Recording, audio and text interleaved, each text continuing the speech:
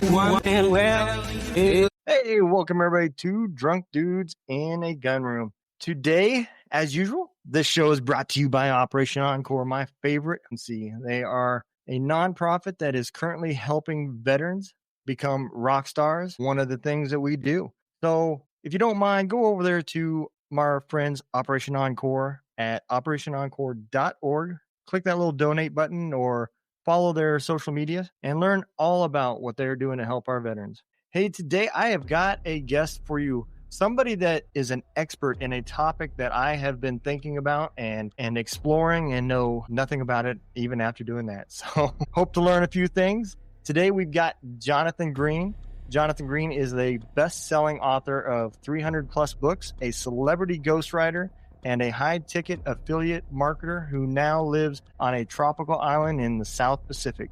He has turned being fired during a blizzard into a thriving online business. Let's bring on Jonathan Green. How's it going, man? Doing good. How are you doing? Man, I am doing great. Hey, so why don't you give everybody a little quick background of where you came back, and I can't wait to hear about the phrase being fired during a blizzard and thriving in an online business. We'll dive into it. Awesome. Yeah, I mean, it all started when I just realized that my career wasn't where I wanted it to go. You know, you think something's going to be your dream job, or you think it's going to be a job for the rest of your life. You know, you get that job with all the benefits. It's like all the health insurance, the life insurance, and they're going to help you write your will and all that stuff. And then you realize you hate it. And I hated my job. So when they fired me, I said, I'm not going to look for another job like this. I'm done. I want to find something else. I want to be in control of what I do. I get that. Absolutely. You know, so I actually, when I got out of the military, I opened up my own company, and it was more so because I couldn't find a job. Everything in the area had closed down, and I thought that's what I wanted to do. I really did. And I learned real quick that the trucking industry was not for me. You know, I opened up a trucking company. I was in a truck 6 weeks at a time by myself and nothing but headaches. And I learned real quick that everybody that you associate with makes money, but you. Everything's very expensive. Yeah, sometimes it's really hard to know from the outside who's the one making money in different industries. And it can often be, you often hear, oh, truck drivers make the most money, but Yeah.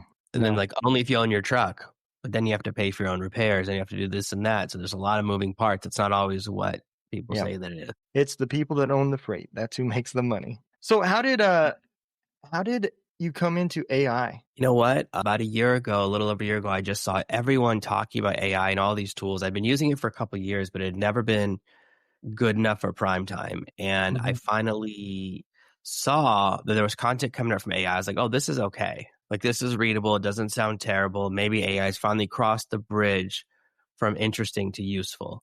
And when I saw that, I just started diving in. I saw all of these trainings and training videos where people say, I can do this, but it can't do that. And I kept thinking, oh, I bet it can do that. I bet it can go further than you think. And I realized that one person would make a video and everyone would copy it. And they would all kind of give it the same limitations. So when I started to play around and go, I'm just going to assume that it could do everything I want it to. A lot of the things people said, it can't do this. It could do it for me. So I realized I just had this natural affinity. So I just began to dive deeper and deeper. And as I got better and better, people would ask me, how are you doing that? How are you doing this? And I started to realize that like I'd pushed ahead of everyone else in my industry. Yeah. You know, I've known about AI as well.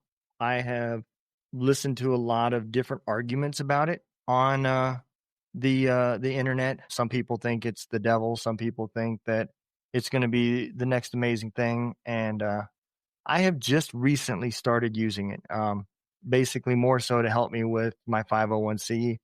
I love learning new stuff. So sometimes I'll just get on ChatGPT and just type in stuff just to learn. And I don't know necessarily how accurate the information is, or if it's just like a web crawler and pulls all the information in. Can you give everybody a little bit of an idea of how AI actually works? Basically, they've taken as much information as they can get their hands on. So they've tried to copy the entire internet, which does include some stuff that you don't realize is on the internet. And they've fed it all into that big old computer. So it has this massive database. And that means that anything on the internet, whether it's true or not, is kind of in there. So this is why when it pulls a piece of data, it doesn't weight the source. So if something's on 1,000 websites and something's on 100 websites, it'll assume the 1,000 websites is more accurate most of the time. So this is why if you ask it to write you like a sales letter, or a commercial, it'll always write you something cheesy, because most of the content out there is not good. Most websites are not good. Everyone built the website in the 1990s on like GeoCities and all those types of places. And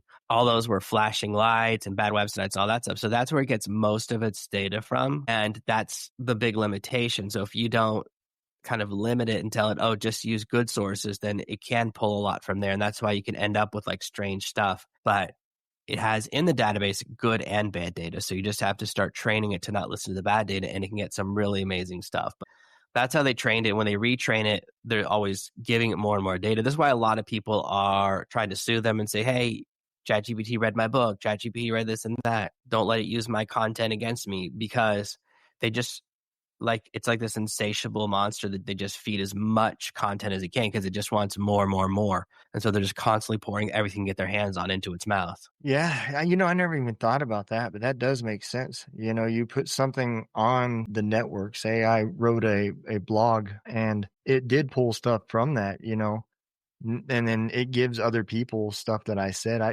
I wonder how that does work with like copyright and stuff like that. That is kind of interesting. Yeah, you can fight against it. So it's actually read some of my stuff that it's not supposed to. It's read my book, at least one of my major books, which are not supposed to be on the internet, right? But of course, Mhm. someone out there probably stole my book, broke Yeah. the encoding, put it on a website as a PDF, and ChatGPT found it. So I can either get mad and sue like some authors are doing, or I can just accept the genie's out of the bottle and say, how can I be the person who figures this out first? Because it's the Right. same thing 30 years ago, 25 years ago, people were fighting against Napster. They're like, I don't want my music on the internet, right? And Yep. did they succeed? No, Yeah. they spent hundreds of millions of dollars, billions of dollars suing and fighting and building technology. And I know my family's in the music business, so I know a lot of the things they tried between watermarking music, and they would do a thing where every single person in the song had a different hidden code in it so they could see who'd uploaded it. I Yep. remember they used to sue people for uploading songs, and I'm sure they ruined a couple of people's lives, but it didn't stop anyone. No. Every single movie, every single song, every single video game ends up online and within a week of release, right? Yeah. Like, no matter how much you encode it.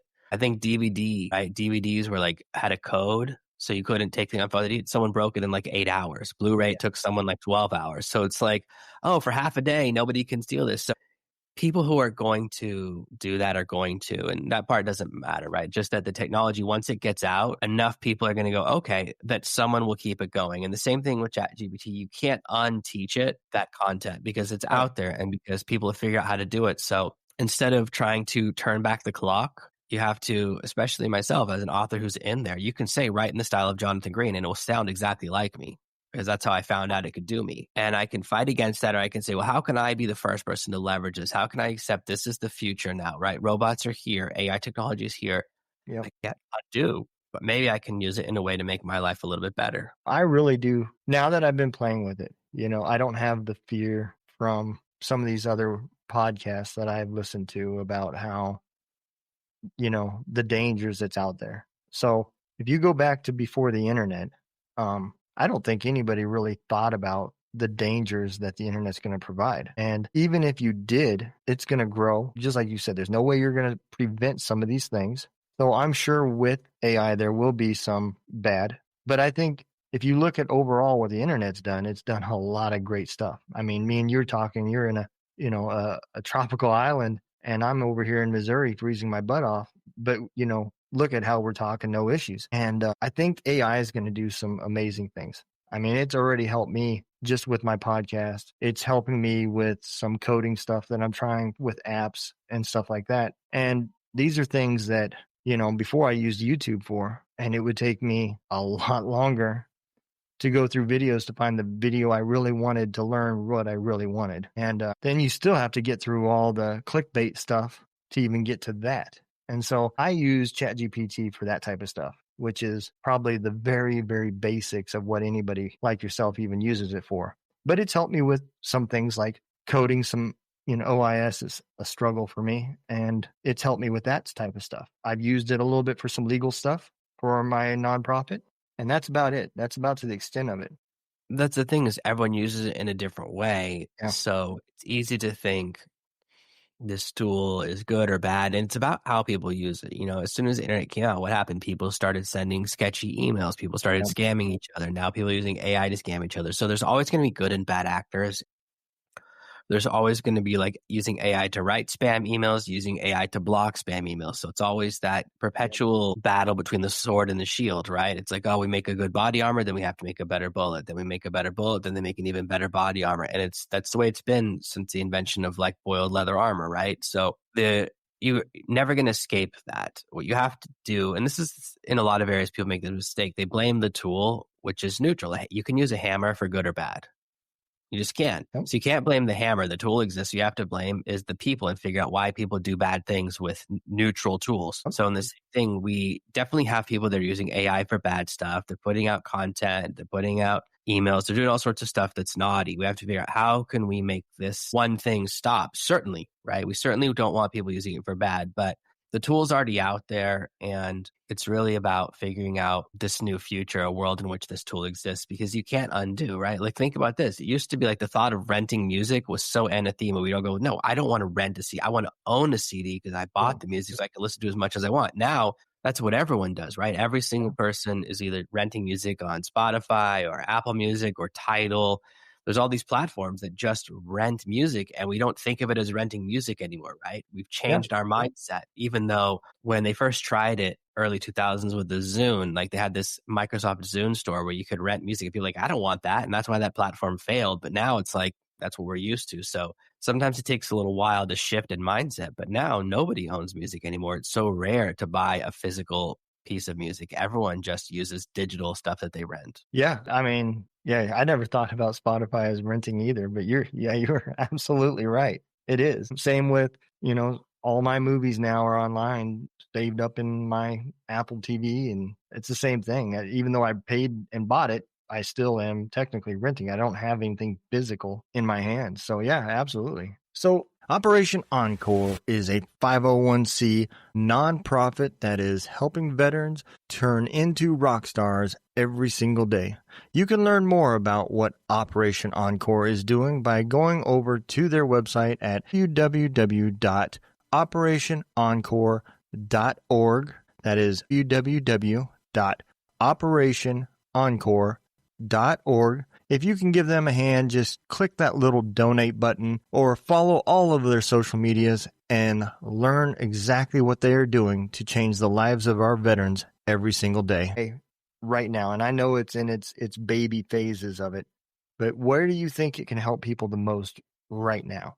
Say with ChatGPT, was it 4.5 that they're on, or 4.0? They say they're on 4.0, but some people have found that they might secretly be on 4.5, or they're testing 4.5 in some of their platforms. That's the thing about a lot of these tools, is that they're very secretive about their releases and their products. So no one really knows what they're getting. It's very strange. They'll add a new feature, but not tell anyone. So right now, for most people, the best way to use the tool is to look at, what do you do every week and where would there be the biggest opportunity? What's the task that you spend the most time on that's the most repetitive, that takes less than 100% of your attention? That's the best place to start. So it's really, when I say that, it's like, is there something you do every week that you could do with the television on? That's how it doesn't take 100% of your attention. Like, there's tasks I can do with the TV on, tasks I can do with music, and tasks I need everything off because it takes so much focus. So when you look and find that task, you say, okay, this is a task that if I could get this handled by AI, it would save me 5 hours, 10 hours, 20 hours a week. That's where you want to start, is with that big win.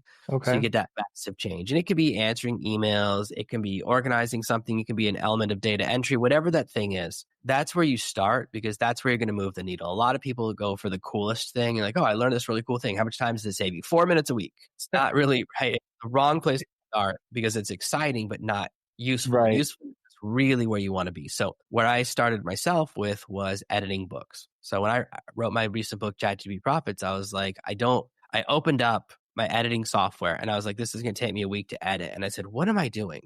It's just about to start. I go, what is wrong with me? And I sat down and said, there has to be a way to get ChatGPT to edit the entire book to save me massive amounts of time without me losing the quality, right? Because the thing about AI is that it doesn't make spelling mistakes, it doesn't make grammatical mistakes, it doesn't make punctuation mistakes. So I can run my entire book through this to remove all of that type of mistake.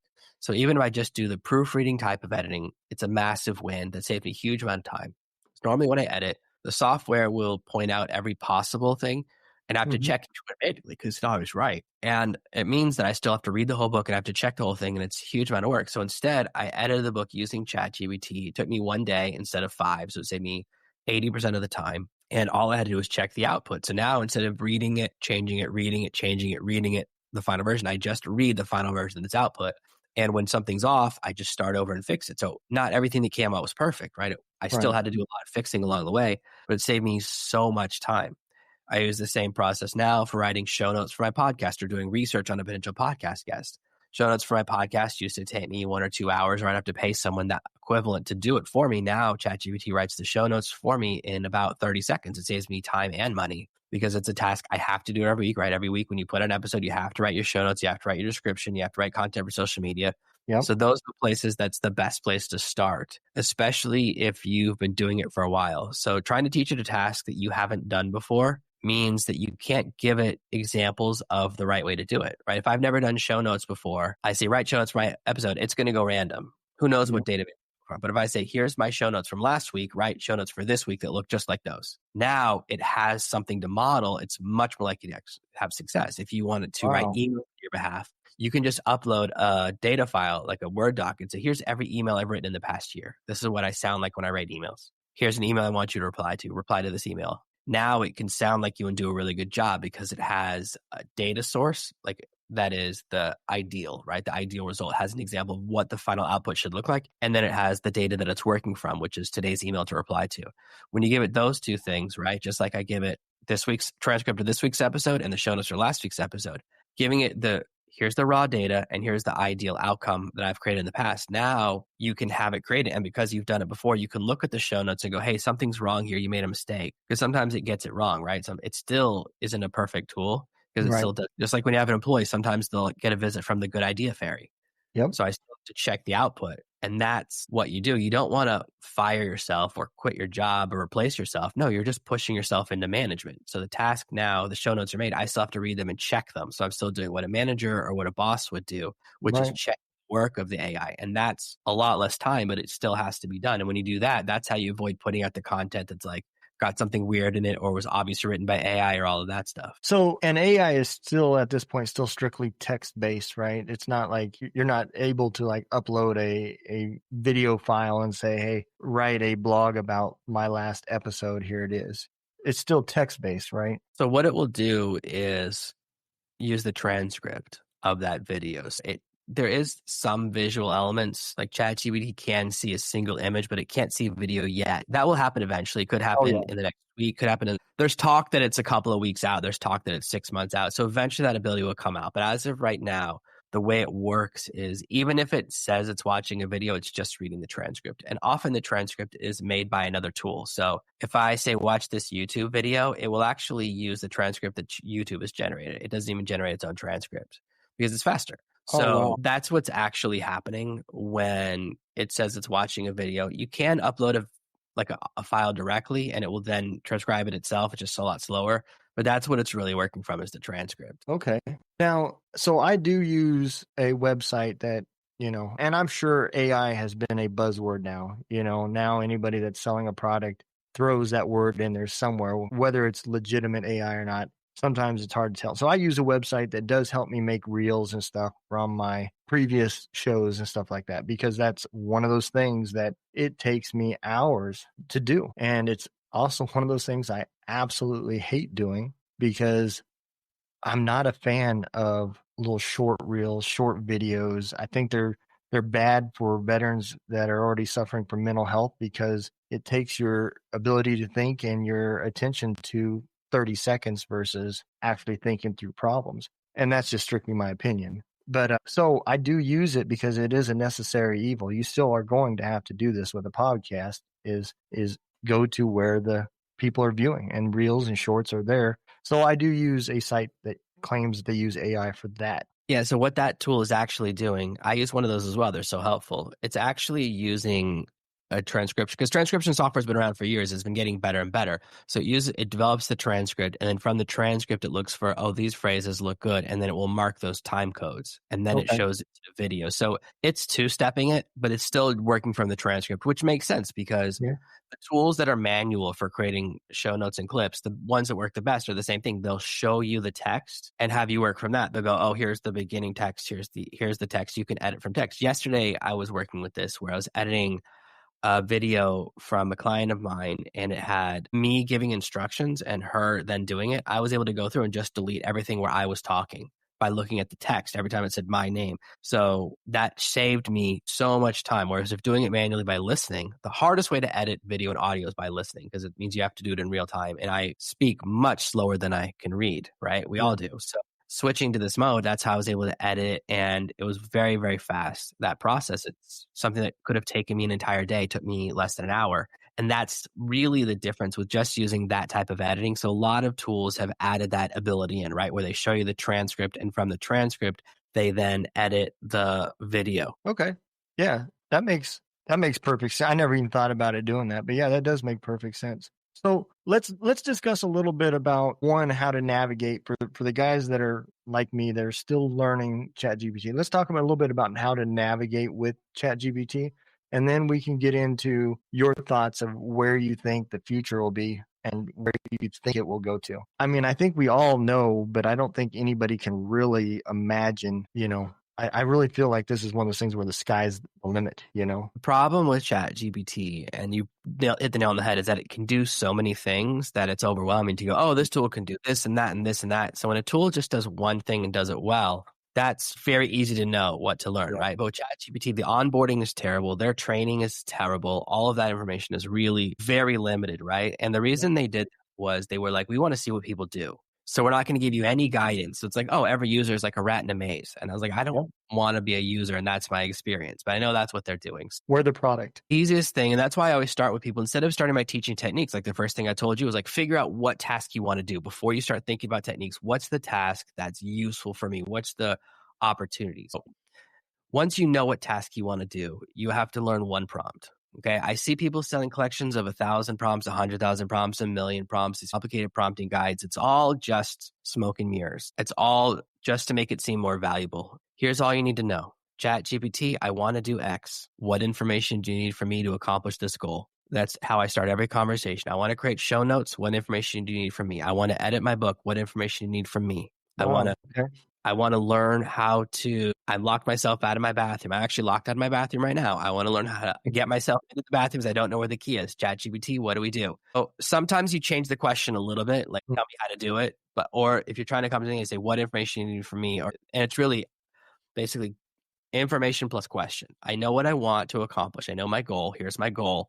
And then by asking a question, you're switching ChatGPT's into interrogative mode, which means it's allowed to ask you questions, it's allowed to tell you something's wrong, and it's allowed to give you multi-part answers. Normally, ChatGPT lives one prompt at a time. It always thinks you'll never ask a follow-up question. So it has to give you the best possible answer in a universe where you don't ask follow-up questions. Yeah. Because it's thinking that way, it's super limited, and it will always give you the best answer it can. But when you're wrong, it won't tell you because it's not allowed to, because you're never going to ask a follow-up question. So telling you, oh, you gave me the wrong data is a bad use, because it doesn't get you to where you need to get, right? It won't get you to your answer. So instead, it will just give you the best answer based on that. And it's with the assumption you're never going to ask a follow-up question. But as soon as you say, if you need to give me multi-part answers, if we have to go back and forth, we can by asking a question. Now you've switched it, and it now goes, oh, we're having a conversation. Instead of a 1-1-1-1-1-1, it's now a multi-part conversation. So now it will tell you if you've given it bad data. It will tell you the data that it needs, and it will bypass a lot of the mistakes that crush people. Like one of the first things I ran into was someone was saying, oh, and then you just put in the blank, my customer avatar. I was like, most people do not know their customer avatar. Like most people, that's like the hardest thing for you to tell them to do. So instead, if you, I said to ChatGPT, I'm trying to figure out my customer avatar. What information you need from me? And it asked me it always asks 7 to 9 questions. You don't have to answer all of them. And if that's overwhelming, your next thing is just ask me one at a time. So you don't have to answer them all at once. Sometimes I say one at a time. Sometimes I answer them all at once. Just depends how hard the question is for me. Mm. Even though I teach customer avatar, I have a customer avatar worksheet I give away on my website. I've taught it in 4 or 5 different courses. I don't always remember all the questions off the top of my head. We all do that. That's why Yeah. pilots have a checklist, right? First thing Yeah. a pilot is when they get in the plane, they have a checklist, not because they don't know how to turn the plane on. That's not why they have the checklist, right? They have the checklist because sometimes you forget a step, right? Or Yep. sometimes you look away. And I'm a huge fan of checklists. The Checklist Manifesto is an amazing book that shows how just adding 5 to 7 point checklists to tasks increases effectiveness like exponentially. It makes everything way, way better. Mhm. So that's why having a checklist, and ChatGPT always remembers a checklist. It never forgets a question. So it asks me the question. I go, oh, I would have forgotten number 8. It wasn't on I forgot that one. So even as someone who's an expert, right, in avatar creation, I forgot a step because it's natural. So I answered the questions and it wrote me an unbelievably high quality description of my ideal customer. So it's able to do things effectively because it has a consistency that we don't have. So we'll always ask you the right questions. So you don't then have to constantly remember, like I see this other approach to prompting, which is very formulaic. And I know that formula very well. Okay. I know how to write really complicated prompts. I have prompts that are 3,000 characters long. I have prompts that are so long, I have to enter it in 2 parts. That's not what most people need to use, right? That's a 0.1% of user thing. So for me, the big value is the ability to do things in a simple way. And when I write my really complicated prompts, I start them all with the question anyways. That's how I really build everything. So if you approach it from that mindset of, here's what I need. Let me ask you a question. You don't have to learn any of that stuff. You don't have to learn complicated prompting formulas. You don't have to do stuff that's scary. You can just learn this one thing. Yeah. And then even if they update ChatGPT 4.5 or version 5, you don't have a bunch of prompts that have become obsolete. You have one simple method that's only becoming more effective. It's in the name. They want you to chat with it. So you just have to give it permission to chat, and then it becomes an amazing tool that requires no genius on your part. You don't have to be smart anymore. You don't have to be a prompting master. You don't have to be an expert. You can just be a simple person that knows how to ask a question. Talking to you already, I realize I am that one and one guy. I tell it what I want and it gives me something. And then I evaluate on if I want to use that. And then if I didn't like it, I hit the re-ask button, and it's because I didn't know any of this stuff that you were just talking about. So, I mean, you just in that conversation right there, you've already changed how I'm going to be using. And I never thought about it as using it as a conversation. And that's because that's how everyone uses it. Everyone uses it because that's how we're taught. We're all taught from media. Most of us, the way we interact with the world comes from television shows and movies. And if you think about on Star Trek, what do they say? Do-do-do. Computer, open the door. Do-do-do. Computer, teleport me here. Computer, shoot the laser to this person. They always treat the computer in the future, right? Like on this massive spaceship, they can go world to world. The spaceship, they can go 9 times the speed of light. They never treat it like it has any level of intelligence, right? They never treat it like an artificial intelligence. They treat it like a 1990s Windows 3.1 computer, right? They treat it like, computer, open this folder. And it's really simple. And so we're used to that, right? Which is, when you're talking to a computer, you give it a command. So that's why we all speak that way, because that's what we've all seen. And that's why we all look up when we talk to a computer as well, because we're so used to them doing it on those TV shows. Yeah. It's the same. A lot of people do this when they're hearing something because we've seen it. So real Secret Service agents don't do that. Yeah. That gets rid of the whole secret part, right? They do not do that. So we have these habits that only come from media, and we don't realize that we're repeating something we saw on television or movie. But if you just move away from that and you go, I'm going to ask you a question. It's okay for you to tell me I asked it in the wrong way, because that's how we act in normal life, right? In normal conversation. So you just kind of have to give it permission, and it will just let you, because sometimes you have to ask 3 or 4 questions to get to the right answer. It allows you to break through all of that challenge that's a problem for most people. I was just laughing because thinking back now about how I'm using ChatGPT, I just pictured how my 80-year-old mom uses Alexa. She talks to it like it's so foreign instead of just asking a question. And here I am doing the same thing with the new technology of ChatGPT. I'm acting like my 80-year-old mama with Alexa. So that's why I was kind of laughing there for a minute. It's how we're taught. We're all taught the AI will obey, right? You give a command and the thing obeys. Nobody wants Alexa to say, you go, Alexa, play this song. Alexa goes, are you sure? It's not really a good band. Don't you have better taste in music? Like, that's not what we want. Right. We don't want pushback from our AIs. So that's why they're not, unless you give it permission, then it can do this thing. So that's why we communicate that way, because most of the time we don't want pushback. But when we're working with ChatGPT, we're actually looking for the best answer, not the fastest answer. And unfortunately, I see this all the time is people say, I can replace all of my content creation with AI. And if you look on your social media feed, you see so much content that you can tell. I can tell when an image is created by the ChatGPT image generator DALL-E 3 because it looks, their default image style has a certain look to it that's kind of shiny. And you go, oh, every image that's shiny, it's so obviously AI. And it's not because AI can't create great images. It's because the person using it is lazy. It's the best way to say it. They're doing the laziest form of prompting. They're not Right. changing the shape from a square. They're not changing the style to something else. They're not modifying it any way. And because they're doing that, they're really, the problem is not the AI. It's not that, oh, AI makes bad content. It's, oh, AI in default mode all looks the same.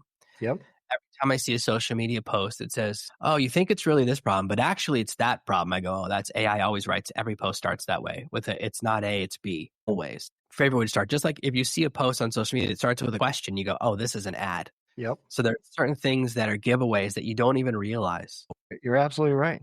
Man, I didn't even think about it until you just said that, but you are right. If it starts off with a question, it's definitely an ad. That is true. And we, as a consumer, we don't notice it why, but we know, oh, this feels like an ad. And as the creator, they don't realize, oh, because I think I'm running a commercial, I'm writing a commercial, right? Yeah. And so it becomes obvious. So the secret is to really read the actual content and read it as a reader. I was writing something yesterday and it did that to me. I think I was responding, like writing a reply to something or a comment or posting like a small thing. I think it was a piece of text that was going to go with one of my social media clips. And I had ChatGPT write it and I noticed that it put in a bunch of AI words. I said, oh, this is not good. I'll just write my own thing. So you have to just be aware of it. That's the first step, is just to be aware that it's not that AI is obvious. It's just that the quantity makes it obvious. So if I see 50 posts on social media in a row, they're all written by the same person, I'm going to notice, right? Yeah. So if I read 50 Stephen King books and then I read one of his books under a different name, I'm still going to notice, oh, this is the same author. That's what's really happening, is that it's a combination of laziness by the users, and mostly because they don't know a better way to do it,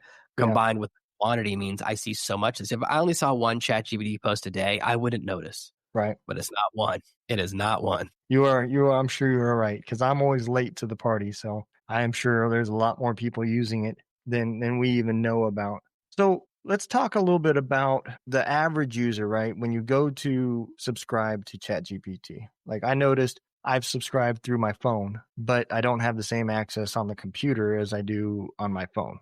And I don't know if that's because I did something wrong or whatever, but I can't use 4.5 on my computer, but I can use 4.5 on my phone. And so is there, like, if you were to talk to the basic guy that's just going to basically use it for his podcast or his blog or something simple, he's not trying to create a big business, is there different subscription methods that you need to do different things? Or is it basically just one size fits all based off of what you want to pay, whether it be annually or monthly or whatever? They only offer one subscription, which is $20 a month. Okay. What they've actually done is, according to a lot of other companies, messed up the market. So what they did is put a massive downward pressure on pricing in the software market. So a lot of competitors who are charging you by the word or giving you word limits per month or all sorts of things and charging $150 a month, because ChatGPT has done this and there's no limitation, they have forced everyone else to drop their prices. So a lot of competitors, a new competitor just went from free to paid, and guess what they're charging? $20 a month. Yeah. ChatGPT set this new standard that made AI affordable for everyone. So they have the free version, which anyone can use, which right now is at 3.5. It will probably switch to 4.0 soon. So what happens is when they release a new paid version, the old paid version eventually becomes free. Right. So what you're noticing is that they are testing. They do a lot of testing on their users. So they will give me a feature and not you for a couple of weeks, depending upon which group I'm in. So you and I are probably in two different usage groups. Right. And it doesn't always go that way, by the way. I've had where I'm the last person to get access to something. So I was the last person, one of the last people to get access to DALL-E 3, the image generator that's part of ChatGPT now. I was in the last group. So everyone else had it for like 2 weeks, and then I got it on the last day. Whereas when they released GPTs, which is the bots I can push to people, I got it before everyone else. In fact, I got it before a lot of the other people who create content like me and post on social media. Like, oh, I don't have access yet. And I was like, I already have access in both of my accounts. So what they do is test in batches. And they also have things that they test only on phones versus only on computers. So you can do voice to prompt only with your phone.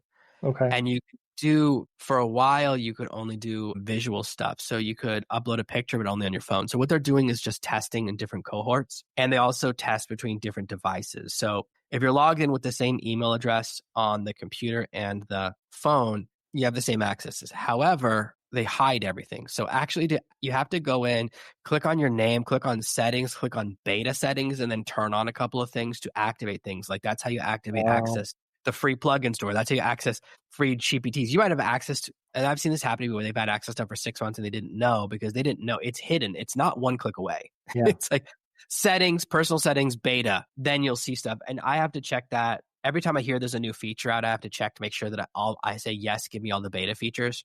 And then when you actually start a conversation on the computer, it gives you 3 choices. You can choose ChatGPT with no access to other tools, or ChatGPT with plugin access.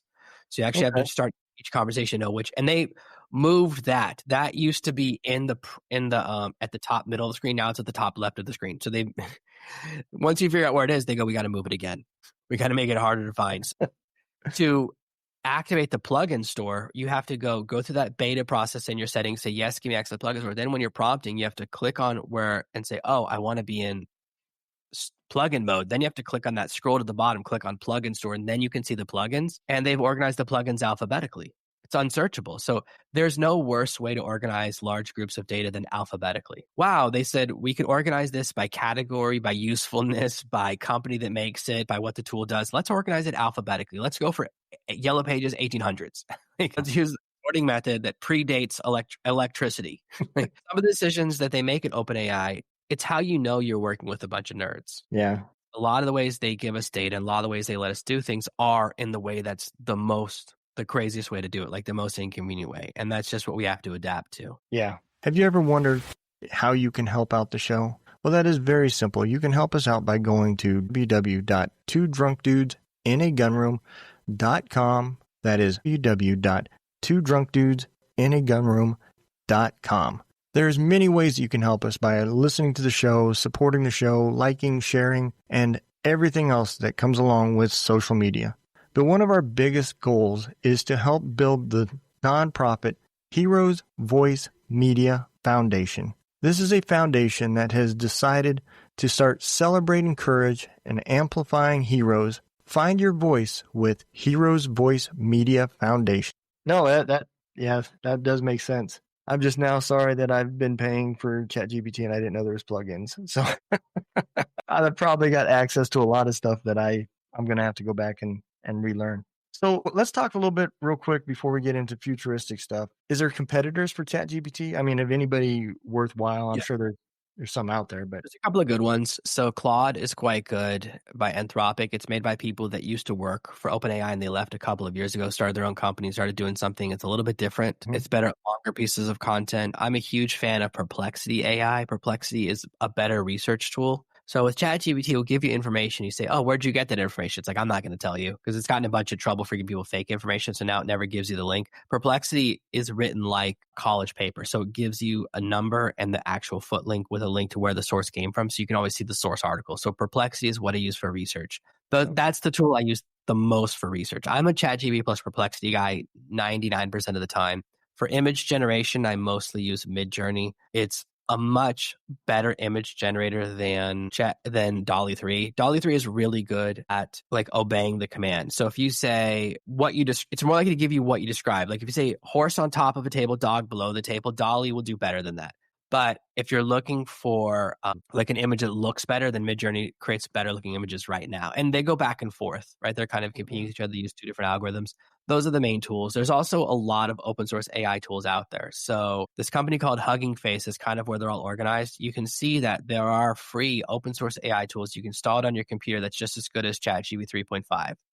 Last year, around June, these 2 scientists wrote a paper that said no open source AI will ever beat a paid company's AI. And 2 weeks later, an open source AI beat ChatGPT 3.5. So they had to retract the paper because it's the fastest I've ever seen people publish something will never happen and then it happens. It's a 2-week window. Like I can't imagine any way to be more embarrassed. The things happening in open source AI are way beyond what ChatGPT is doing, but it's not useful for engineering most people. Like they're doing things where you can have an AI that's distributed. So there's a little bit on my computer, a little bit on your computer, a little bit on 100 computers. So it actually has the strength of 100 computers combined, which is cool, but also scary. Like that's when you Yeah. start thinking about Skynet stuff, but they're doing things in open source that aren't happening in the paid world. So I think the future is definitely in the open source world. And the open source world also keeps a check on ChatGPT's pricing. So right now, if you go, hey, you can get an open source AI, a little confusing to install for free, or you can pay $20 a month. Most people do $20 a month. If I told you, hey, it takes about an hour to figure out how to install the free one, or you can pay $1,000 a month. Suddenly the free one doesn't sound that hard to learn. You're like, you know what? I think I'll learn that, Yeah. right? Yeah. So it actually puts a check on what the paid companies can charge. And that's a very good thing. That is. Yeah, absolutely. So where do you think AI eventually becomes the internet today where everybody's using it? And what do you think it provides the most help to the average person? Yeah, I think we're already there's this theory called the dead internet theory, which is that most of the content on the internet is written by bots and most of the people reading and replying are bots. I think that's possible we're already there, right? Because so much content and so much interaction. And it's the one place you can't really get away with it yet is video. You can right now you can still tell it's an AI video. That won't last forever. Yeah. There are people that fall for AI videos, so it's not like everyone can tell. Yeah. So that's the negative future. That's the down future that Yeah. eventually, I think if that happens, what will happen is the internet will become so much bots talking to each other. It's like I have ChatGPT write a script, I have another AI make the video, another AI uploads the videos, then your AI watches the video, transcribes it, creates notes, and then it gives you the notes to read, right? So it's like, why don't we just talk to each other for 1 minute instead? So I think that we're going to see a shift towards human to human interaction in a positive way. And this happened in the Wow. music industry. What's happened with musicians is that in the 1800s, you wanted to make money, you performed, right? Before recordings existed, if you wanted to make money, you did shows. Now it's the same thing again, right? Most artists make 80 to 90% of their revenue from live performances. Yep. It does mean ticket prices have gone up since the 90s, right? But it used to be you could record an album and make millions and millions and millions of dollars. Yep. That's over because Yeah. of the way we've changed since we've shifted from buying to renting music. You no longer get $1 million to spend recording your album, right? You don't get to do that stuff. Those days are gone. Instead, and we've seen that, like we've seen artists who've done millions, hundreds of millions of dollars, even broken $1 billion from a single live tour. So there's real money from live performances. So what have we done? Well, we've shifted to human interaction, right? Mm-hmm. We've shifted to something that is better, I think. I think live performance is a better place to make money. So artists at first thought, oh, it's all over for us, right? Yeah. But it turns out now that because we can interact with our favorite musicians better, people are buying more of their favorite musicians' merch than ever before, their t-shirts, their dresses, whatever it is that you like from them, directly from the artist. They're going to their concerts. And now, of course, artists are kind of in conflict with venues that are taking percentages of their merch sales and other things. But now the conflict has moved to the in-person arena, right? So there's a lot to be said for how we react to when the technology crosses a certain bridge. We go, oh, then I'm just going to have to do it in person. So I Yeah. think that we're going to actually, it's the same thing that's happening with dating, where everyone's like, oh, I hate the dating apps. And it's like, yeah, that's why people who are smart just stop using them and go, I'm just going to go person to person because that's where the better action happens anyways. Yep. So technology at a certain point replaces something, but then it gets so prevalent that we go, I'm just going to eject from this. Like, and I'm not going to communicate with people this way. Yep. Like I think about how long it would take for you and me to get to know each other if we were just texting or just messaging each other through Facebook, right? It would take a year Yeah. to accomplish what we've accomplished in less than an hour. That's the biggest difference, is that there's a massive value in our humanity. This Yeah. is why now people respond more to video content than anything else, because we're suspicious. The first we used to say, was this post written by you or a VA? Now we say, was this written by ChatGPT? So now we have a suspicion that most content is AI generated, and it's legitimate because most content is AI generating. That's why it's not good. The people who are themselves, like when I post content, if I post a video that's not perfect, like I'm obsessed with sound in my ear, right? I've got the lighting perfect, I got this and that. Because it's daytime, like the light coming into the window, obviously I wish that wasn't there because I want everything to be perfect. But when I shoot a video on my roof and the audio is a little bit wonky because my other microphone's not that great and I'm outside and then you hear a horn honk in the background, I get way more responses to those because people go, oh, that's definitely real, because no one would add Yep. up. Now everyone will because I've said that. But the humanity is what increases the value. I agree. That's so my nonprofit is I use media helping veterans with therapy, right? So we have a podcasting project, we have a radio station project for musicians, and we got another project for authors. And it's all about keeping veterans talking. That's the therapy, right? Until you find something that works for you, 501c, support group, something, right? And exactly what you were saying was the reason why I created the radio station, was because I seen veterans that were struggling with algorithms and everything else from Spotify. They were getting buried. And the only way they make money is if they're on a stage, selling CDs, and they don't make nothing from Spotify. And even with my licensing, I feel bad because, you know, 18,000 songs that I played cost me overall $3.40 is what my part was, you know. But the good part from this was the radio station has created that human interaction with person A needing a musician now like person B, and I can unite them. And next thing you know, a guy's getting paid to play live. And so that's what we did. And so I absolutely agree with you that the human interaction at some point would come back. I didn't think about AI bringing that back being the reason, but I do see exactly your point of how it is bringing people back to that. 'Cause if it wasn't for podcasting, I wouldn't be on the internet, really. So if you think about, like, this was really prevalent 20 years ago, you'd be on to AOL, and you'd get a message from someone back when anyone could message anyone. And after a few questions, you'd realize you're talking to a bot. Yeah. Doesn't feel very good, right? So they don't use those as much as they used to. Now they have a person who pretends to be a bot and stuff like that when they're trying to trick you. And it's like, I'm a beautiful woman who saw your profile and wanted to message you out of the blue. I'm like, yeah, women don't do that. Like, I know what I look like. Let's calm down here. But Yep. it's a classic one that's been around for 20 or 30 years, or a prince from Nigeria, whatever. But Yeah. the thing that happens is we don't want to be tricked. There'd be nothing worse than if you're talking to someone and you realize you're being catfished, or you're talking to a ChatGPT bot. Only way to know for sure you're not is to be talking in person, and you can touch my face with your finger and go, oh, this is a human. The value of human to human, as fake interactions become trickier to determine, because eventually they'll be able to do video that's just as good, right? The ability to do AI video is not that far away. It could be 6 months away. It could be a year away. It could be a couple of years. Eventually, we'll be able to create AI content, which means at first it will be really cool. But eventually, people will go, you know what? I'm only doing face-to-face. You do a deal with me. You meet me face-to-face. And I touch your skin and I smell you, so I know you're a real person. So we're actually going to shift in that direction. So I think that that's kind of how the shift will go back and forth, because like the internet has not turned into what people thought it was going to. Remember when I was on the internet in the 1990s, the internet was a place where everything was good. Everyone said nice things to each other. Everyone complimented each other. People did jokes to each other. It wasn't a place that it's become now, where everyone wants to share their political opinion. Everyone wants to dox each other. There's so much maliciousness on there. There's not the supportive environment that we all thought there was going to be. There are some places where that exists, but so much of it has become, instead of the best of us, it's become the worst of us. And it means that people pull back. Like, my job is the internet, right? My job is the internet. I would never be online. If it wasn't my job, I would never log into Facebook. I would never go on Instagram. I would never go on LinkedIn if it wasn't my job. And I wouldn't use the internet wholesale if it wasn't my job. I would never be online. I would just be reading books and sitting on the beach and talking to people in real life. Yeah. So for me, as someone who uses it all the time, it's my job. And maybe because it's my job, right? It's like, oh, I don't want to work when I'm not at work. So it's important to see that the real world still exists and that there are good things out there, but anything gets overuse, gets misused, and you get away with it for a while. Just like there's a ton of companies this year that have gone public and done these major money raises by adding the word AI to the name of the company. Yeah. And then people realize they don't do anything with AI, and the company loses 90% of its value, and the founders get away with a bunch of money, or they go to jail. They get, depends on how the SEC decides to deal with it.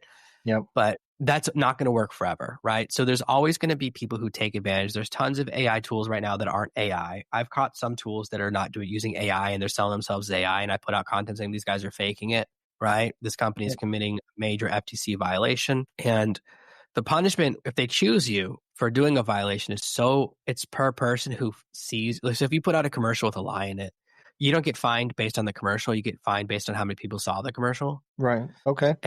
So if you have a video on YouTube with a lie in it, and it can be, at least last time I checked, up to 40,000 per person. So if you have 1 million views, you suddenly owe for like $4 billion. It could be a $4 billion fine. So FTC fines they can destroy even the biggest of companies. There's going to be, once they start going after people, there's going to be a shift in the market away from these lies, because a lot of companies release an AI and it's just a reskin of ChatGPT for more money with less features. 99% of the AI tools out there are ChatGPT with less features for more money. So I was just writing about this week on LinkedIn. I said, listen, if you're talking to a company that's trying to sell you an enterprise level AI tool, the odds that they're ripping you off it's approaching 100%. It's very likely The odds of them not ripping you off are so low that they're mathematically undetectable. Like with the mathematical metal detector, I can't find it because they're all because there's only about 4 AIs that actually exist. Okay. There's Llama, which is an open source AI that was put out by Facebook, and it's open source and people build the open source AIs on top of it. Now there's variations that are broken free, but that's where that started. There's the one from Google, there's the one for Anthropic, there's one from OpenAI, and there's one from Twitter. That's it.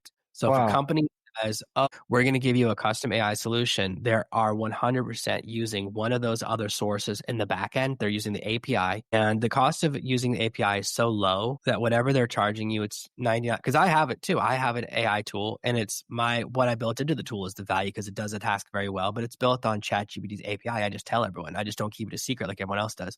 My cost for maintaining the tool is like $1 a month or something, so I don't have to think about it. Yeah. The cost of for usage is more than a single person pays in their subscription fee. So it's really important to know that right now there's a lot of people that are massively taking advantage of the hype. They're taking advantage of people that don't understand AI. Right. Most of the content I see, most of the people I compete with, the content they put out is designed to make AI seem really hard and really expensive. And I mean, if you're hog wild like I am, your AI bill for all of your tools combined should be under $100 a month. If you're paying more than $100 a month, you're getting ripped off. You just are. Wow. For that price, I use like 6 tools. I have two ChatGPT subscriptions. Okay. ChatGPT is $40 a month because I have 2 of them, just because I have one that I use and one my team uses. And I use one for building bots and one for my daily use. So I kind of separate those 2 things. The only reason I have 2, it's a specific use case, specifically because I do a lot inside of AI and I want to run 2 projects at the same time.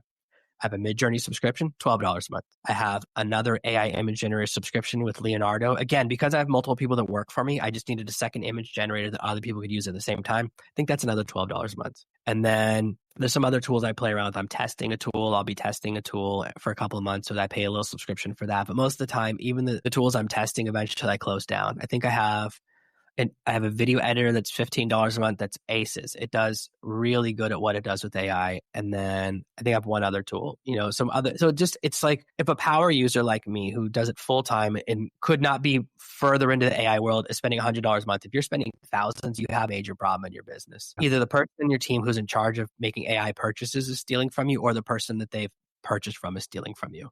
It's a guarantee because of what these tools cost. Right. And just like you said, with the way open source is keeping a watch over the market and capping it, that's another reason why, yeah. I mean, if you didn't know that, sure, you're going to pay a lot more. But if you knew that ahead of time, I could see how easy you could see it. But the average guy not understand that he's paying way too much. Well, fortunately, right now, most of the dishonesty is in the B2B space. So at the enterprise level, I recently was approached by a large B2B company to work on a project for them. Now they didn't sign the contract. They didn't send me the NDA. So I can say whatever I want. They definitely should have, if they wanted me not to say anything. They charge hundreds of thousands of dollars for their really high level AI knowledge. And they gave me what they teach people, their most highest level stuff. I don't think this is exactly what's in my book you can get for free if you have a Kindle Unlimited subscription. They're charging companies. I was like, oh my gosh, you could just say enterprise. He goes, this is my secret slide deck for presentation. I went through the slide deck. I was like, oh my gosh, I put this video on YouTube like 4 months ago. At the highest level, people who are selling services, it's just the way they describe it. There's no difference other than they describe what they do with much fancier speak words. And all these big companies do is sell each other services and consulting that is exactly what you can get. I mean, my book is literally free. You can download it for free on LinkedIn if you follow me on LinkedIn, or you can get it for free. And if you want to pay for it, it's like $8. And it has all of the stuff that this guy's charging hundreds of thousands of dollars for. And I was like, this is unbelievable. I was like so excited to work with someone at the enterprise level. Like, oh, they must know a bunch of stuff I don't know. And turns out there was nothing in there. And I've talked to someone who works at OpenAI before. So I was working on something and talking to someone at OpenAI. And I was like, hey, I think these are the next 4 features you're going to release. Can you let me know if I'm right? And the guy, his mouth just keeps getting open wider and wider. He goes, I can neither confirm or deny, but pretty good list. And I was like, and then all those features were released in the next couple of weeks. So I was right, but it was cool to get the confirmation. So this believes that companies with more money, larger budgets are smarter than us. It's not true. The need to spend, because sometimes, and this has happened before, like when I was selling search engine optimization services in 2010, I approached a really large hotel and I said, listen, the company you've hired is stealing from you. What I said, when someone visits your website, and this is a very expensive website, and the website redirects to Motel 6. I said, whoever you hired to do your SEO is stealing from you. And my mistake was I didn't realize the person I sent in my report of all the things that were wrong with their website was the person who paid the person who was stealing from them. So they went into CYA mode. They wrote me a very offensive email. I wish I'd saved it. I should have saved it as a great memory. They wrote me a really messed up email, and then they did everything from my list. They fixed all the things over the next 2 months. They go, oh, the person who's stealing from you. Because they go, if I admit that I hired a company that doesn't know what they're doing, then I could lose my job. So what you're going to see is same thing that happened with website design in the 2000s, SEO in the 2010s, social media in the 2015s.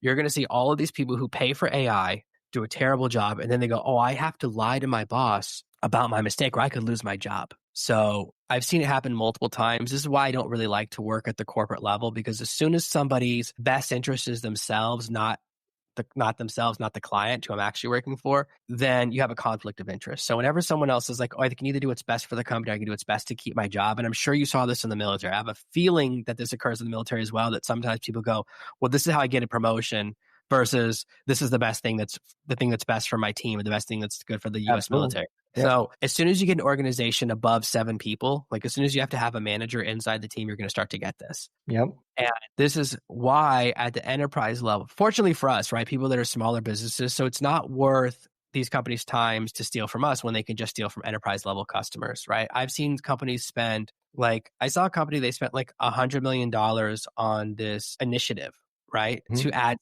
and then a month later, they had to fire a number of employees that was worth that much in salary because they had redirected it towards something dumb. So anytime companies make these big decisions, right? Like in London, the police force has shifted they've arrested a lot of people for comments on Facebook, but they've also stopped investigating home invasions. So they completely said, if someone does a home invasion, we're not even going to send the police to your house to investigate. We're not doing crime scene. We're not investigating that. So they've shifted. What do you think has happened to home invasions? Obviously, they've gone up, right? It's no longer a crime. So whenever you make a decision like that, that happens at the corporate level, what happens is the person who decided to arrest people for hurting people's feelings on Facebook, that now they can't admit, well, real crime is up way. Yeah. Because then they could lose their job. So they're now invested in whatever decision they made, even though it's, for most of us, we go, I would much rather you really hurt my feelings online than kick in the front door of my house and rob me. Like if I could choose, I will always choose the online hurt my feelings. Yeah. But that's just the way it is that at these larger organizations, they put people in charge. And right now, the people in charge of acquisitions and IT, they're dummies. I talk to them all the time. What you have is a lot of people who've changed in. The biggest change in LinkedIn profiles is people who switch from programmers to AI engineers. They change what their expertise is. They're just by writing a new description. And the last thing you want to solve an AI problem is a programmer, because a programmer is a hammer. They say, oh, the solution to every problem is writing custom code. The biggest mistake you can make right now financially as a company is to write custom code built upon AI. So let's say you write a custom code based on ChatGPT's API. By the time you're finished, ChatGPT's changed what their API does, which means your custom code doesn't work, which means we have to start the project over again. So we now have the snake eating its own tail. Yeah. By the time we finish the project's not relevant. I've seen a bunch of universities do this too. A bunch of universities are now offering degrees in AI. I guarantee you in 4 years, when you graduate, at least 7 out of the 8 semesters of content will be worth absolutely nothing. If someone comes to me and says, I have 4 years of AI experience. Oh, you have experience in AI from 2018. Well, that's worth 0. You have AI experience in 2019. That's also worth 0. Only experience in the last 12 months is worth anything. All of this mindset, and universities are trying to stay relevant, which they're not. There's no way I would send my kids to a university. I can't think of a better way to waste your money. Right? It takes too long to change curriculum. They'd never be able to keep up. Yeah. Have you ever met someone with a degree in social media? There's a guarantee.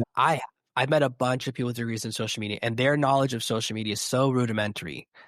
The most they know is oh, I know the difference between Twitter and Facebook. That's the extent of their knowledge. I'm like, wow, you spent $250,000 in 4 years to learn that Facebook and Twitter are a little bit different.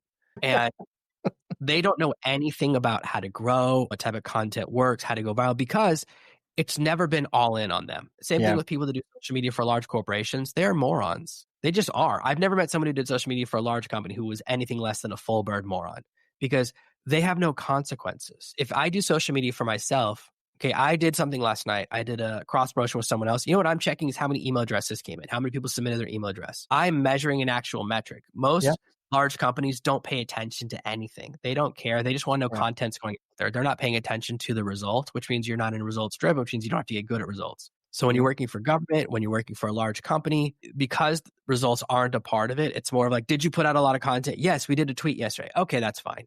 They don't look at did anyone like no one is reposting McDonald's tweets. No one No. is reposting or paying liking these big companies' tweets because they're putting out content that stinks. And they don't know it because they think, oh, they're trying to do brand awareness, which is the worst form of marketing. It's the same thing as like brand education. Like whenever someone is looking for an investment, right? And they go, first, we have to educate the market that the problem exists. Then we have to sell them the solution. I go, oh, no, I don't want to be part of that because that's the most expensive thing you can do, right? Yeah. Education is so expensive. And someone comes in who doesn't have to pay for all that education, they can steal your market share because their costs are way lower.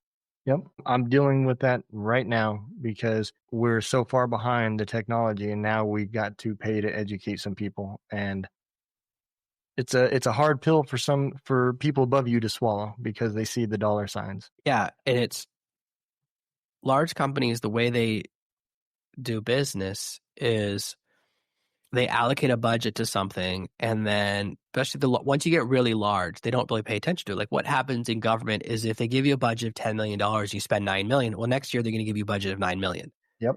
They punish you for efficiency, which means they reward you for inefficiency. That's why at the end of the year, you'll always see all these government departments suddenly go on a spending spree because they don't want to lose their budget for next year. Did it for 20 And years in a row. nobody, yeah, exactly. It's like it's why you go, oh, we need 3 helicopters. They go, oh, we got you a submarine, right? Yeah. Like military acquisitions, or it's like they did a big change with the uniforms, right? They changed the Yep. whole uniforms. No one checked to see if this new uniform makes you more invisible, and it was the opposite, right? The Yeah. digital camo, they spent so much money on that because the Marines did a massive study and then to figure out what the pattern had to be. And then the Army goes, we want that too. And they just made it and didn't check, and it made them more visible, not less, which is not what you want from camouflage. Like I'm not an Yeah. expert in military stuff, but I know that. I Yep. know you definitely want more invisible, not less. And so they had to switch back because It was someone, horrible in the desert.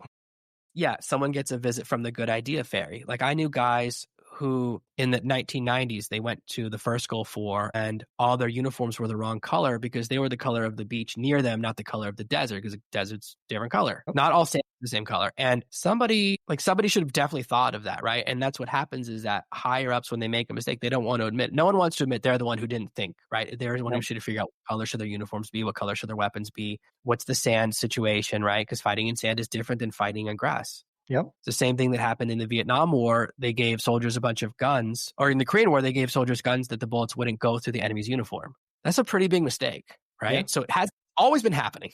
Yeah. So anytime you have large organizations, you leave the door open to larger mistakes. Like the idea that large companies don't make mistakes is always astounding to me because, like, no, the larger the organization, they should get to make mistakes with a larger scale. Yeah. Oh, yeah. You're absolutely right. So I want to hit one last topic before we end.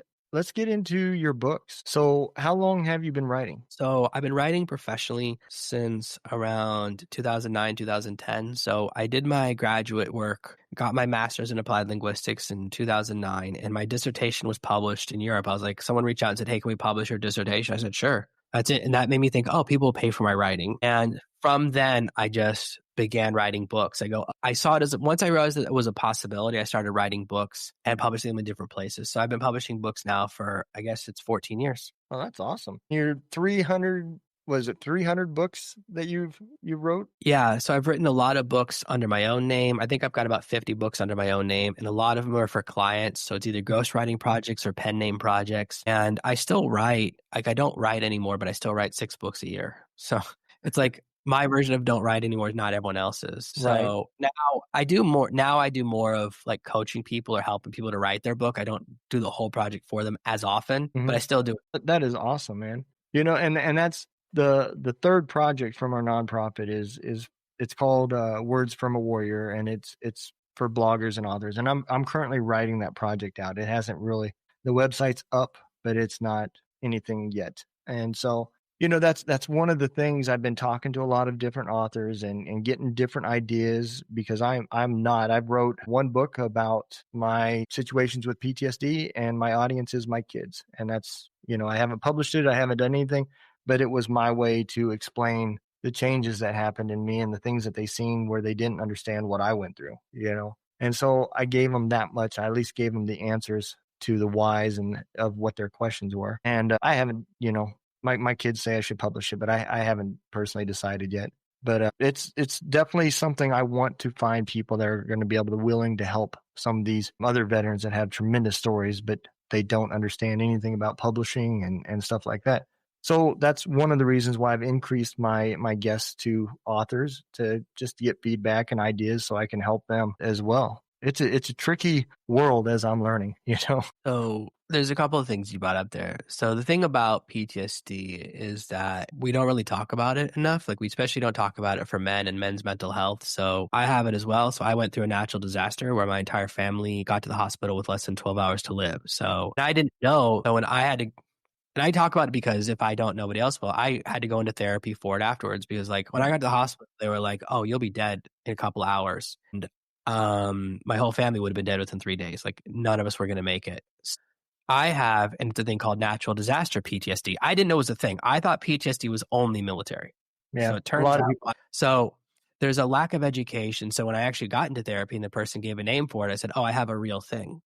It Yeah, like gave me a comfort to know that, because I was like, "Oh, I'm just trying to steal what soldiers go through," but I don't know how else to describe it. But I guess seeing your whole family die yeah, counts. So that's the thing, but it can be very hard to talk about it because, so when I talk about what happened to me, we were in a natural disaster. We were in the highest level of typhoon, like the equivalent of Katrina, but in a third world country, right? And no help yeah, came. And what you will do to save your family is unbelievable. There's nothing I wouldn't do, right? And yeah, you don't realize until you face it that there's this thing inside of you. So then you have to face the fact that you're not what you thought you were. Like we all like we're I think what is it? We're like 2 meals away from civilization or 3 days yep, away from civilization. You only have to starve for 1 or 2 days before you find out what you'll do, and it's just about anything. So it can be that, but then it's like, well, the fortunate thing for me is when I tell people about it, no one believes me. So when people ask me about it here in person, they're like, "Oh, what were you willing to do?" I was like, "Oh, this, and this." I was like, "We were about to do this, this, and this when we finally got out." And people just don't believe me because it's too extreme. So it's like an interesting place to be in because what I say is such a shocking answer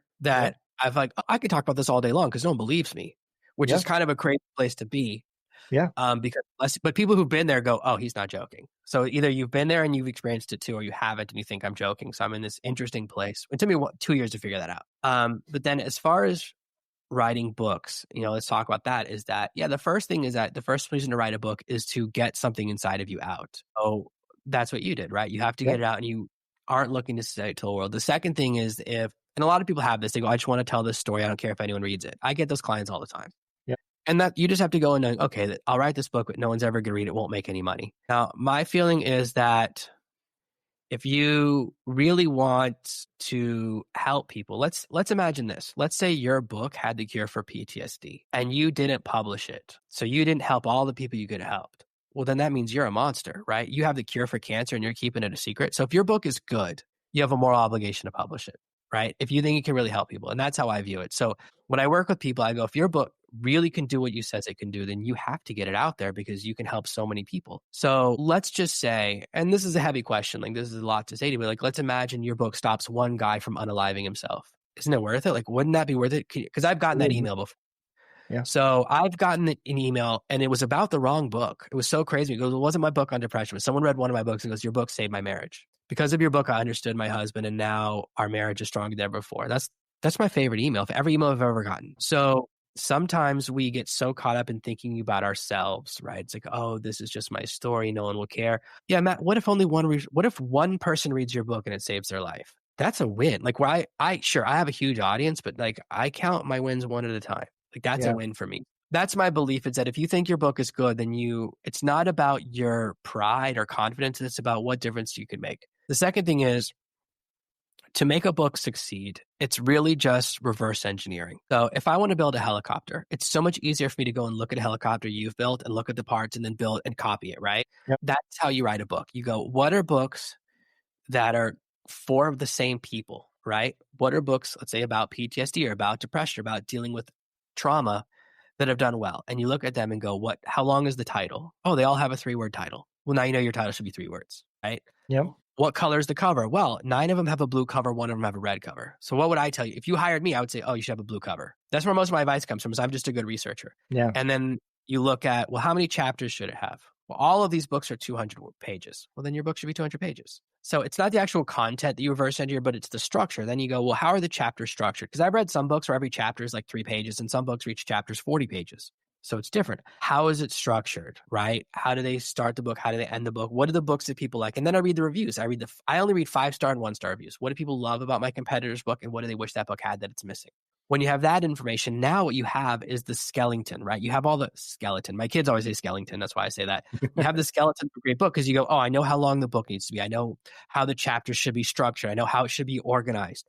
I know all of the pieces. And that's where all the hard stuff is done for you. Okay. So that's the hard part of writing can be done by reverse engineering. And you can look at every book on Amazon. Every book on Amazon is ranked. So you know how many reviews it has. You know how many people have bought it recently based on its sales ranking. So you don't have to guess where to get your data source. So that's what I would do. And for whatever you're trying to do, that's the approach I always take. Whether I'm creating a product or doing a podcast, whatever I do, I look at what other people are doing. Because I just, like recently, I've been really doing a lot of work on LinkedIn. I just look at what everyone else does about AI on LinkedIn and wrote down a list of what I like and what I don't like. And that's how I make my content. I go, this is what's good, this is what's bad. Okay. I mean, that makes perfect sense. And for me, I guess my hesitation is, think of some of the content I got in there involves other people's families. And, I think about the Band-Aid that gets ripped off if they were to be the people that read it. Okay. That's something different. That's a great thing to bring up, which is that I never use people's real names. I never use ways to actually describe people. So that if you're talking about specific things, then I would pull all of that part out because the last thing you want to do is that. Yeah. So the last thing I want someone to do is read a book and realize I'm talking about them. Because it happened with a blog post once, and it was like, uh-oh. Don't do that again. Like people do not want to be in your book or in your blog post without permission, even if you anonymize, but they can figure out it's them because you didn't change enough facts. So that's something different, is that I always tell people, like, do not use anyone's real name. Do not make it so they can identify themselves. It doesn't make the book better. You can change the details enough that because even if people give you permission, they might change their mind later. Yeah. Better just avoid that. No, absolutely. I agree. Hey, Jonathan, I appreciate you coming on, man. Why don't you take a second, tell everybody a good place that they can find you? I know I've had your link going through the bottom, but where else can they find you? Everything about me is at Serve No Master. You can Google Serve No Master. Every single result is me. The first 100, it's either my podcast, links to my podcast, or links to my books, or links to my blog, and it's my name on every social media platform. Serve No Master. Easy to find. Absolutely, man. Well, I appreciate you coming on. I know I have learned a ton. As a matter of fact, I can't wait till we're done, and I'm gonna go try some of this stuff. Man, it's like you opened up a whole new chat world to me. So I'm definitely gonna go take a look at it. And I know a lot of my listeners are gonna be the same way, because a lot of them are interested in this and have very limited knowledge as well. I appreciate it. I hope you take care. Have a good day. Thank you so much.